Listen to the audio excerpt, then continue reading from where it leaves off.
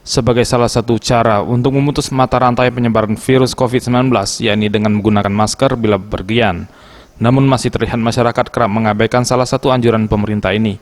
Walaupun razia masker sering dilakukan oleh Satgas COVID-19 di sejumlah pusat keramaian.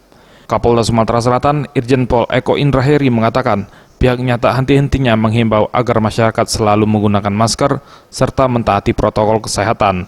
Walaupun seringnya masyarakat didenda karena tak mentaati protokol kesehatan, hal tersebut bukanlah tujuan utama, melainkan pihaknya ingin masyarakat sadar akan kesehatan dan kepentingan bersama.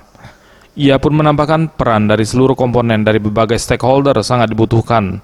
Pesan tentang mematuhi protokol kesehatan ini juga harus melibatkan tokoh-tokoh penting masyarakat agar pesan yang disampaikan dapat diikuti. Ada yang didenda, ada yang 70.000, ada yang 50.000 ya di Pulau Bumule. Tapi kita ingin sebenarnya itu bukan tujuan.